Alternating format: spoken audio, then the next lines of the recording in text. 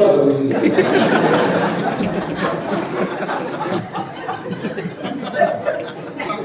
समाज ऐकतो का नाही? मी नाव नाही ठेवलेलं, मी वेगळा अभ्यास करणारा माणूस आहे. माझं म्हणणं आहे समाज ऐकतो, गुरुजी तसं पाहिजे. असं मोठ करून पडतात म्हणतात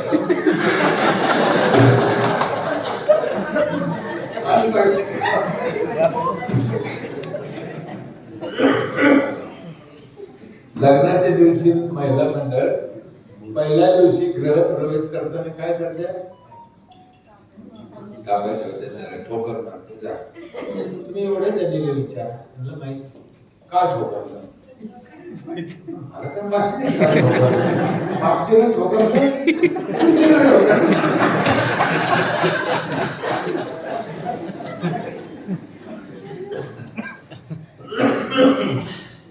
आम्ही आमच्या इथे तांब्या ठोकरायचं जायचंय, त्याला एक जोड दिली की नवरदेव नवरीनं पहिल्या दिवशी दरवाजात गल्लीत खड्यात कुठेतरी एक झाड लावून मग घालायचा. चालू झालं. एवढं जीव लावते त्या झाडाला, पहिल्या दिवशी लावलेले आणि तिनंच खड्डे करायचे, तिनंच झाड लावायचे. एकदा एक म्हातारीला राग आला होता, नवरीला खड्डा करायला लावतो. तुला काय वाटतं की तोच काम? मीच सांगितलं मला आधी नवीन पद्धत करायला का नवीन पद्धती मला सांग. म्हणजे पहिल्या दिवशी नवरदेव नवरीने झाड लावलं तर लेकरं बाळ जगत असे तरी माझी लिटू लागली. आणि मी खोटं नाही सांगितलं, नाही लावलं झाड तर नाही जगायचं लेकरं बाळ. ऑक्सिजन अंतर एका माणसाला 4 झाडाचा ऑक्सिजन लागतो. गंगाखेडची लोकसंख्या किती? 50,000. 2 लाख झाडं गावात पाहिजे. गावात बाहेरचे नाही. किती?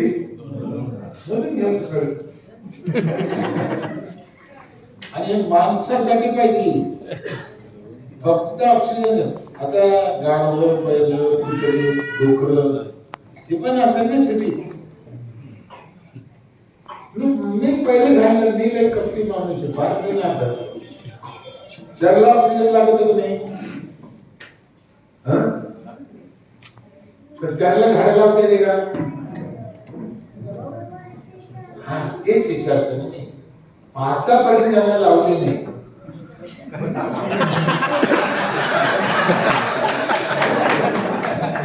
काय म्हणायचं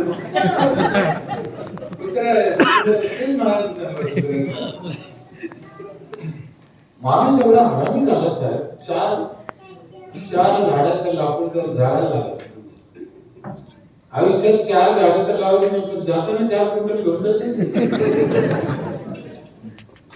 वडाला फेकून दिलं पाहिजे.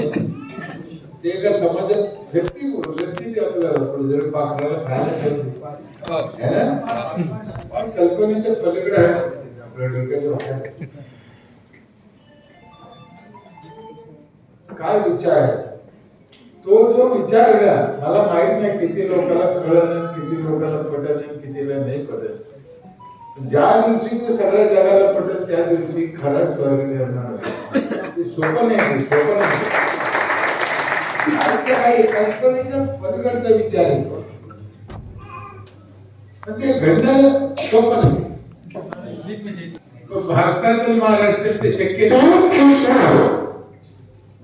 कारण आपले डोके यांनी अशा दिशेला नेऊन ठेवलं. पण आपले डोके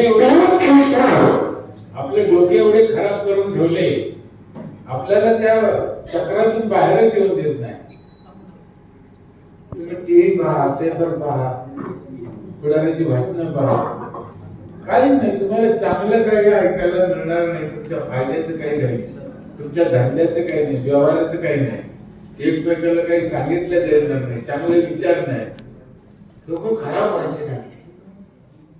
तेवढंच ऐकायला मिळेल, तेवढंच पाहायला मिळेल, संपलं. जगात असं नाही.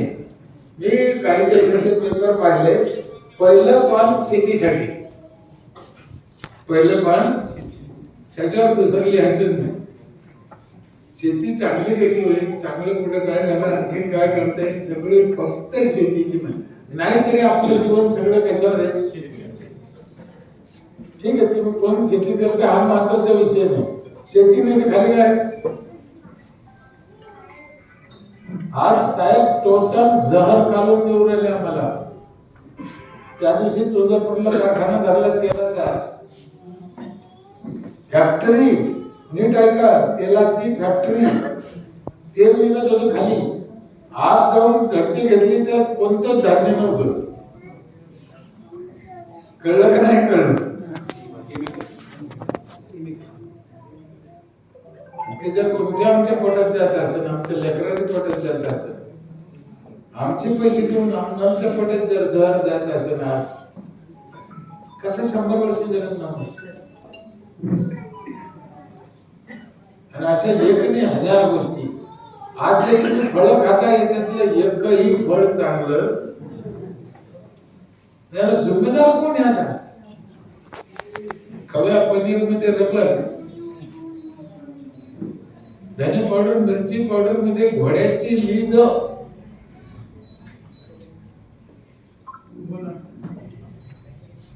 आमच्या औरंगाबादला बिर्याणी मध्ये कुत्रे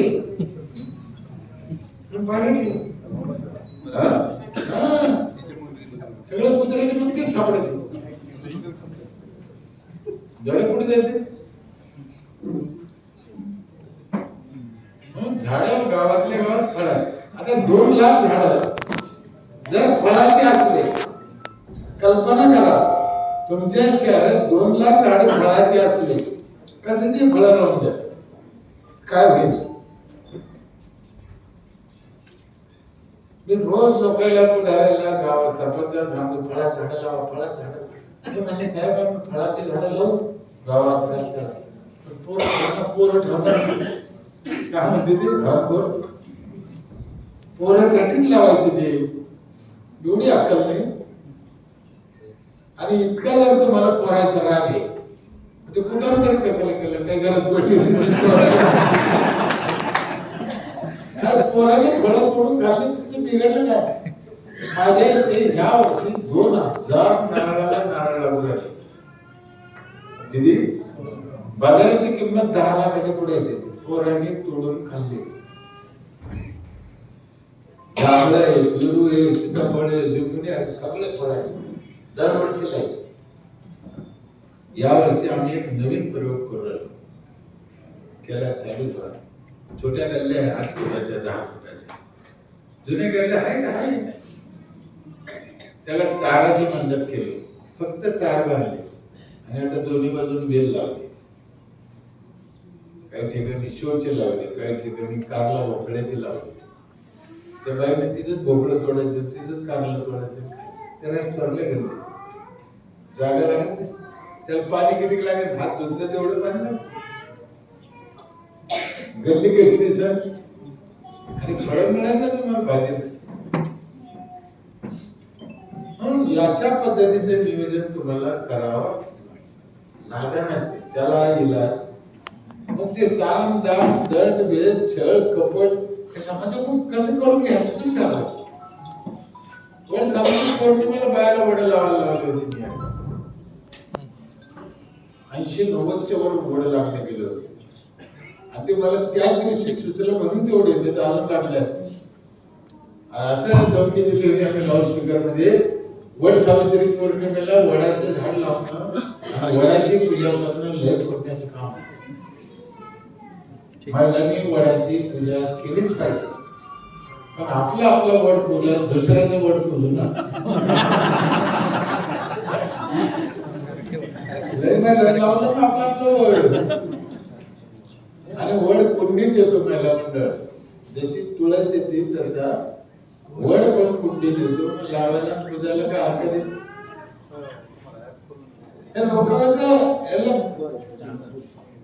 यांच्याकडून करून घ्यायचं. समाज ऐकतो मला माहिती काय. इतका भोळा समाज आहे. पोतराज येतो ना, पोतराज माहिती घरोघरी मागतो की बाई त्याला कमीत कमी 100 ग्राम भांडी देत असते. किती माझी नजर लयच भागते साहेब. 100 ग्राम धान्य तो झोळीत टाकून घेतो, त्याच्यानंतर तो काय करतो? 2-5 ग्राम वापस घेतले किती, गेले किती. बाई खुश होती. मला हे गणितच कळलं नाही. म्हणलं हे तर लय सोपं आहे.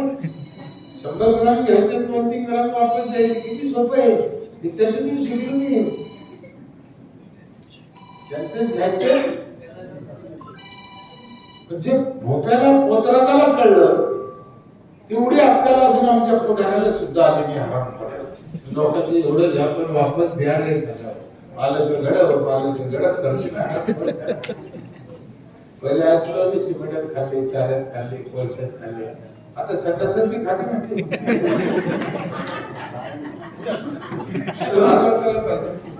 काय करते खाऊन खाऊन. एक गोष्ट लक्षात ठेवा साहेब, हा जो हाल आहे ना, असा याच्यापेक्षा दुप्पट मोठा हाल आहे असं समजा. त्या हॉलमध्ये 2-2 हजार रुपयाचे बंगल्याच्या थप्प्या लावून ठेवल्या. किती डॉलर, 2-2 किती पैसा नाही, किती होईल तो पैसा, त्याचा अंदाज आहे का? नीट हिशोब करा. त्या पैशाचा अंदाज होईल का? एवढा पैसा आपण कमवू शकतो का? नाही. पण एवढे 2-3 गोडाऊन भरून बदलत ठेवले आणि एखाद्याला सांगितलं हा तुझ्या मालकीचं झाला, तुला घेऊन टाक. किती खुश होते की नाही. आणि त्याला मध्ये कोंडलं त्या गोडाऊन मध्ये आणि बाहेरून दरवाजा लावून घ्यायचा. आतमध्ये तू, तुझी मालकी, सगळा पैसा तो हा. आता किती दिवस राहील तू मध्ये? राईट. पण त्याच्या काही गरजा आहे ना. काय गरजा आहे? चर्चा आहे आपली. बोला तुम्ही मध्ये काय पाहिजे त्याला? अन्न. जी पाहिजे ती भाजी पोळी त्याला दिली खिडकीवाटे. खिडकीवर ना. आता काय पाहिजे?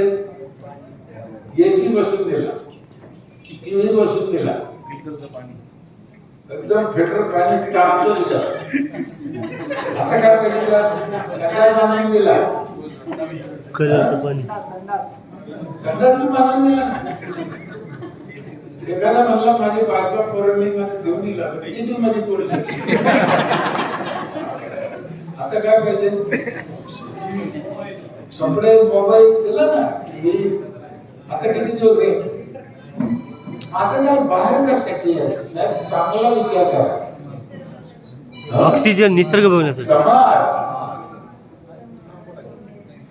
त्याला काळात बसायला, समाजात त्याला यायचं कशासाठी? ज्या गोष्टीसाठी समाजात यायचं आहे, त्याला जे काम करायचं आहे तेच काम लायन्स क्लब आज भी करतोय. समाजाला घेऊन चाललं पाहिजे. यारे यारे लहान थोर, जे कारण दिले गाणे दिले त्याचे हेच काम करतंय. हे काय हे लायन्स क्लब मध्ये काय धंदा थोडी? हे दुकान मांडले का कशाचे? नाही का बँक थोडीच. पण असे जे समूह ग्रुप अनेक आपल्या देशात करते. पण हे जर व्यवस्थेने केलं, शासनाने केलं, ग्रामपंचायतीने केलं, नगरपालिकेने केलं, लवकर होईल. तुम्ही तुम्हाला मर्यादा आहे ना किती झाडं लावायचे. नगरपालिकेला काय मर्यादा आहे? आणि पैसा आमच्या गावामध्ये एका माणसाने 1 झाड लावलं. नीट आहे. 3,500 लोकसंख्या होती. 3500 झाडं आम्ही ज्या वर्षी लावले, एका माणसाने सरकारच्या पैशाने लावले. 15 लाखाचा पुरस्कार मिळाला आणि प्रतिभाताईने पाठवर हात टाकला. लय भारी काम केलं. मला इतकी लाज वाटली. केलं काय? 1 झाड लावलं की याच्यात पैशाने लावलं. किती सोपं आहे. आपले रस्ते कसे, गटार कसे. मला आत्ता नेलं होतं ते दुकानात कसे उद्घाटन. मला काही विठ्ठल कॉम्प्लेक्स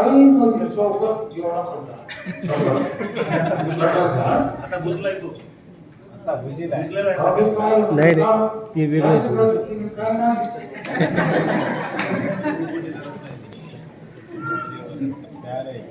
असं कसं होऊ शकतं? होऊच शकत नाही, माझी पक्की गॅरंटी. माझ्या इथे पाहतो मला पिक्चर पडलेले डोळे चंबर फुटलेले दिसायचे अख्ख्या गावात नाही. 42 सीसीटीव्ही कॅमेरे सगळं गाव ऑफिस मध्ये दिसतं ना. टोटल ऑफिस आहे, सेन्सरचे दरवाजे हे. मी जवळ गेले ऑफिसचे ऑटोमॅटिक उघडते.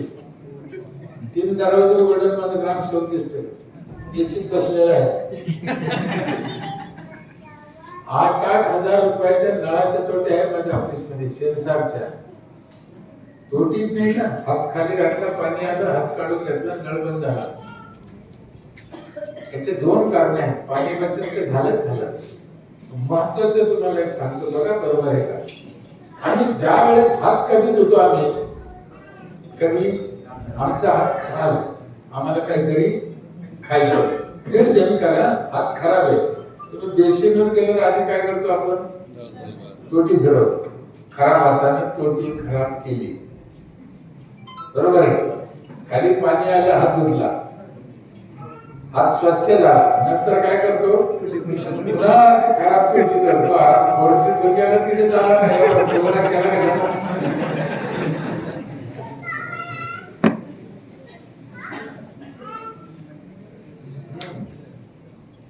समजलं तर खूप पाणी घे.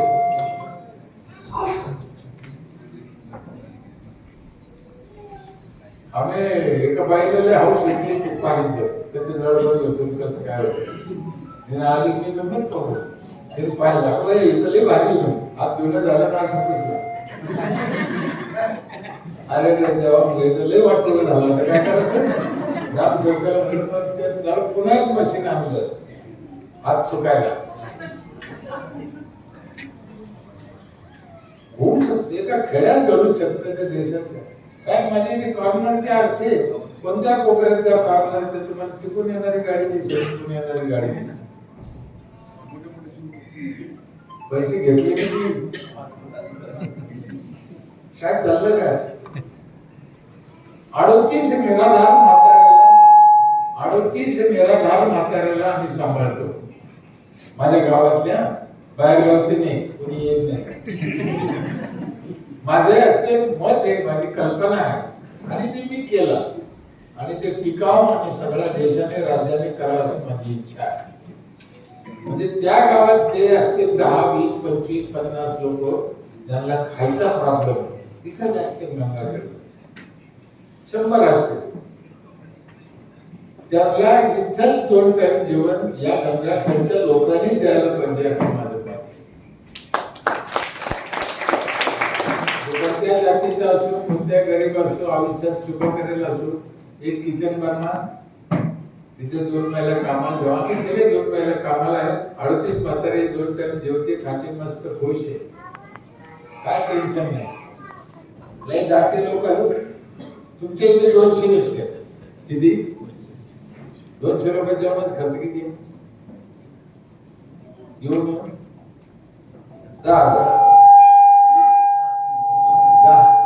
10,000 रुपये यायचं की घरा आहे की नाही?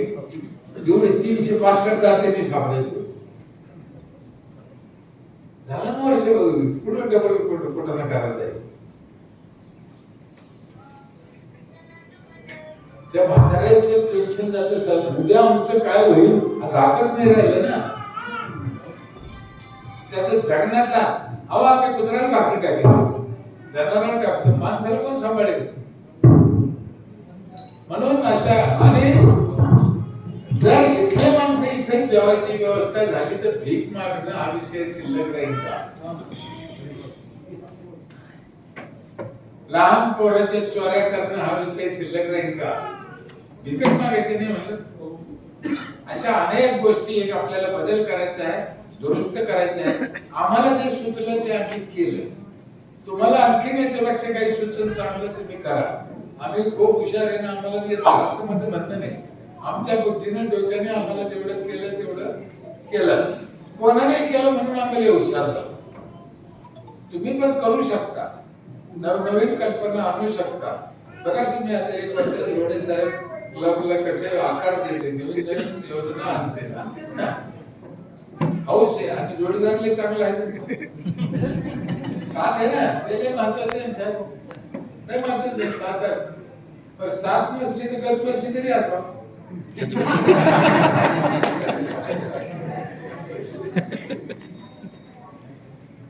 जोडीचं लय उशीर झाला खूप, पण मला मूड आला शेवटी पुन्हा जोडीचं नाव घेऊन 2 मिनिटं 5 मिनिटं घेतो, 2 मिनिटं घेतो नाटकी. जोडीचा विषय निघाला. माझं शिक्षण किती आहे?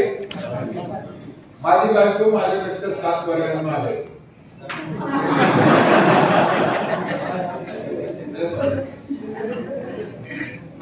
40-45 वर्ष झाली आमची युती. जमत अजिबात नाही, पण मोडत देऊ नये. एकदा काय झालं, माझी बायको फार भोळी, मी इतकी भोळी, भोळ्याच्या जगातला आवडते लग्न. तिला माचीस कशाला म्हणजे कळत नाही, स्वयंपाक येत नाही, कपडे व्यवस्थित घालते एकदम त्यावेळेस बरं का, आजचं नाही. आता मला सत्य घटना, मी माझ्या मुलीची शपथ खाऊन सांगते, इतकी भोळी. एकदा काय झालं, आमच्या तिकडे धार्मिक कार्यक्रम होता संध्याचा. ते लोक आमंत्रण द्यायला आले, मी जाता संध्याकाळी कार्यक्रम मी प्रत्येक धर्मात, प्रत्येक जातीत, प्रत्येक पद्धत, प्रत्येक पक्षाचं आणि सगळं माहिती, सगळ्या पक्षाचे लोक आले, सगळ्यांनी पैसे दिले आणि सगळ्या धर्माच्या लोकांना जातो. इव्हन ते मुस्लिमचे कोणते असतील नाही, त्यांचे अनेक पंथ फिरते ते याच्यात मी गेलो. मोहन भागवत सागर सगळं मी गप्पा, बीजेपी असू, काँग्रेस असू, राष्ट्रवादी असू, काय कोणी आपल्या दलित समाज असू, कोणते आपलं काय चांगल्याची तुलना ते तुम्ही घ्यायचं. मी मुळात वारकरी, स्वाध्याय परिवारात लय दिवस राहिले. ते स्वाध्याय परिवाराचे आले, या तेवढंच माझी बायको बाहेर आहे. तिला पाहिलं नाही, अहो ताईला घेऊन या म्हणजे आता जमला. तिला मी कधी नेतच नव्हतो गावात, गावात न्यायला नव्हतंच ना. त्या दिवशी घेऊन गेलो, बसलो तिथं. ती जे आयोजक होते ना, ते म्हणे दादा कार्यक्रमाला थोडा उशीर, आतापर्यंत 16 जोड्या इथं उपस्थित झाल्या, आपण एक खेळ खेळू करमणुकीचा. खेळा, काय खेळ आहे म्हणजे जोडी जोडीचे खेळ. अरे जोडी जोडीचे खेळ मला घाम फुटला. तिच्या संग गल्लीत खेळ खेळायचा आणि हे ते अशी सरपंचाची इज्जत पुरी गेली. इलाज नाही, तिथून पळता येणार ना. म्हणजे काही खेळ काय आहे नक्की सांगा ना मला, कसा आहे ते. ताईने समजून सांगितलं, तुम्ही नीट ऐका. महिला मंडळ एका बाजूने बसलं असेल त्या भिंतीला, पुरुष मंडळ ह्या भिंतीला बसला. लक्ष्मी तिकडून, नारायण तिकडून. कळलं? खेळ असा होता, लक्ष्मीला जो प्रश्न विचारायचा एक कानाचा लक्ष्मीला, तिने उत्तर द्यायचं, तिने लिहून घ्यायचं आणि तिच्या नवऱ्याकडे यायचं नारायणाकडे, त्याला विचारायचा तोच प्रश्न दुसरा नाही, त्याला उत्तर द्यायचं. तिने जे उत्तर दिलं तेच उत्तर नारायणाने दिलं तर मार्क, वेगळं उत्तर दिलं तर मार्क.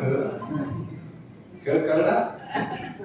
समजा बाईला विचारलं आपल्या देशाचे पंतप्रधान कोण, तिने सांगितलं राहुल गांधी. नवऱ्याला विचारलं आपल्या देशाचे पंतप्रधान कोण, त्यांनी सांगितलं नरेंद्र मोदी. तो उत्तर. आणि दोघांना सांगितलं लालू प्रसाद यादव. बरोबर आहे, 10 पैकी 8 पडले. खेळ असा होता तो. उत्तर चूक आहे बरोबर आहे, याला मान नव्हता. दोघांनी एक उत्तर द्यायला पाहिजे. सगळ्या बायाला प्रश्न विचारले, माझ्या बायकोला विचारले, त्यांनी उत्तर देऊन टाकले. आमच्यावर आले, जो प्रश्न माझ्या बायकोला विचारला होता तोच मला विचारला. त्यांनी खेळाचा नियमच होता. तो प्रश्न असा होता, माझ्या मुलीची शपथ खाऊन सांगतो मी, सत्य घटना माहिती होता. तो प्रश्न असा होता, तुमच्या पहिल्या मुलीची जन्मतारीख काय? मला 5 मुली. काय प्रश्न होता? तुमच्या पहिल्या मुलीची जन्मतारीख. मला माहित होतं 1-1-83 माझ्या पहिल्या मुलीची जन्मतारीख आहे. सांगायचं. खेळाचा नियम काय आहे? पाहिजे ना. अरे देवा, काय ही जर म्हणली पुसाच्या पाण्यात झाली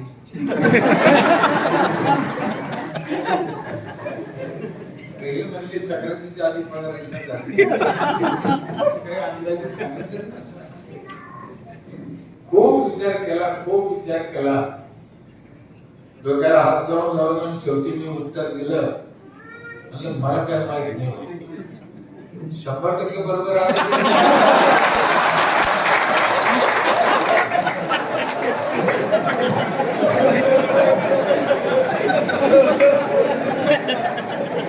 आजकाल पाहता एक ट्रेंडची त्याचं उत्तर मला माहित होतं ते सांगितलं. कारण मला काळात जितायचं होतं. मला माझ्या जोडीदाराला घेऊन चालायचं. त्या दिवशी जीवनात सगळ्यात मोठं शिकलो. खूप मोठं गणित शिकलो. तुमच्याकडे किती पैसा आहे काय उपयोगाला येत नाही. तुमच्याकडे किती अक्कल आहे काय काम येत नाही. मग तुम्हाला किती जणांना घेऊन चालता येतं त्याच्यावर तुमच्या अकलीचे पैसे. सगळ्याला घेऊन तर चालतेच आहे. अगदी वारकऱ्यासारखं काम आहे. सत्य परिवारासारखं काम आहे. स्वतःचा तर फायदा आणि स्वतःचं तर कल्याण आहेच आहे. पण आपल्या गंगाखेडचं मी चांगलं कसं होईल याच्यातून हा विचार मांडला जातो. त्या दृष्टीने त्यांच्याकडून काम केलं जातं. समाजाने मी यांच्याकडे चांगल्या हेतून पाहून सहकार्य करून आपल्या तालुक्याचा विकास करून घेतला पाहिजे असं माझं मत आहे. तुमच्यामध्ये काही लोक असे असतील 5,000 रुपये टॅक्स द्यायचे नाही पण 5,000 रुपये गावातल्या गंगाखेडच्या समाजासाठी काही चांगलं होत असेल तालुक्यातलं तर त्याला पटकन द्यायला तयार होते. मग तोच म्हणून टॅक्स का देत नाही आम्ही विचार ना. 5,000 समाजकार्याला गावातल्या पटकन देतो पण टॅक्स का देत नाही?